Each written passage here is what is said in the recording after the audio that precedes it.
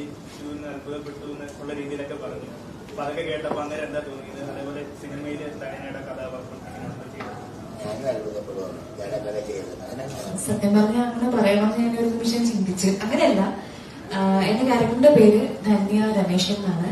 ഇതില് രമേശൻ എന്നുള്ള ക്യാരക്ടർ ചെയ്തിരിക്കുന്ന സുധീഷേട്ടനാണ്. അപ്പൊ ഞങ്ങളുടെ മകളായിട്ടാണ് കശ്മീര അഭിനയിച്ചിരിക്കുന്നത്.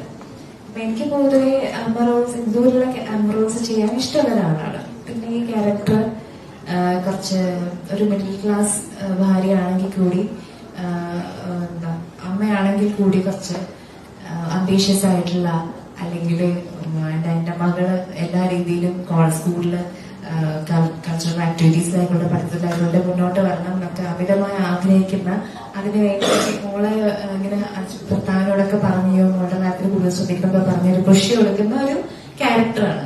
അപ്പൊ കുറച്ചൊരു ഹോട്ടി ലേഡി, ഒരു വൈഫായിട്ടാണ് വരുന്നത്.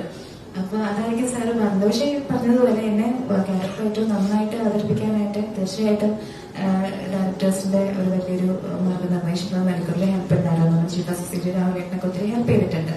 അപ്പൊ അവരുടെയൊക്കെ ഒരു ഗൈഡൻസോട് കൂടി മാക്സിമം പറ്റുന്ന രീതിയിൽ ചെയ്യാൻ പറ്റിയിട്ടുണ്ട്. Very grateful for that. അപ്പൊ അതാണ് സാറ് പറഞ്ഞത്. ഇതൊരു ഇപ്പം ജാഫ്രൊക്കെ പറഞ്ഞതുപോലെ ഇതിൽ ക്രൈം ഉണ്ട്, ഒരു ഫാമിലി പശ്ചാത്തലത്തിൽ പോകുന്ന കഥയുണ്ട്, നല്ല പാട്ടുണ്ട്. അപ്പൊ എല്ലാം കൂടി ഒത്തുചേർന്ന ഒരു മൂവിയാണ്. എന്റർടൈൻമെന്റ്സിന്റെ എല്ലാ എലിമെന്റ്സും വന്നു ചേർന്നിരിക്കുന്ന ഒരു പടമാണ്. ഒരു സിംഗിൾ ജോണറായിട്ട് നമുക്ക് അതിനെ ഡിഫൈൻ ചെയ്യാൻ പറ്റില്ല. എവറിത്തിങ്.